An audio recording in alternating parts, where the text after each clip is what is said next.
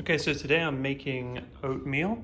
Oatmeal is one of those really, really easy, really filling, really delicious, very nutritious meals that anyone can make. Like I said, it's super easy.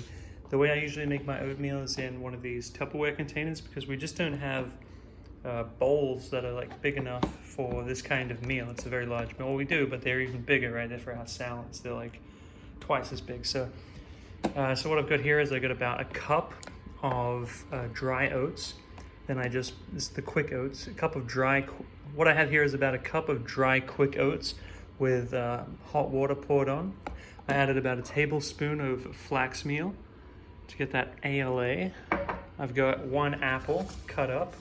I'll just throw that right on there. Boom. And I've got some sunflower seeds. I'll add those. And then on top, I'll just throw in some mixed frozen berries. I don't mind the frozen berries just right on top because, well, I guess, not everyone's gonna like the frozen berries on top, but yeah, I don't really mind it because I kind of like the frozen texture on the hot oatmeal.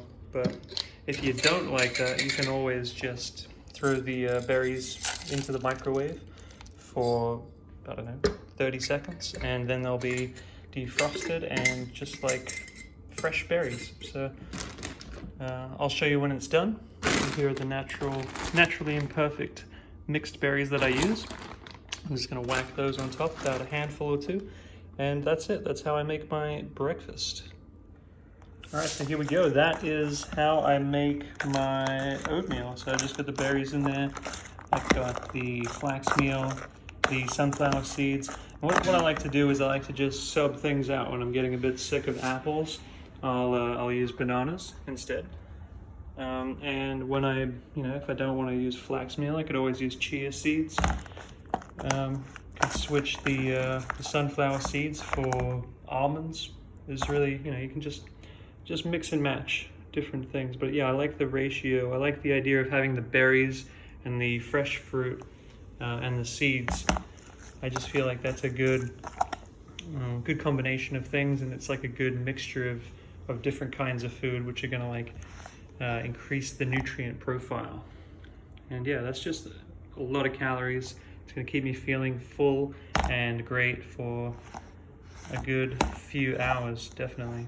So this is great. Like if I don't even get to have lunch, this will get me through until dinner, but I'll probably still have something for lunch.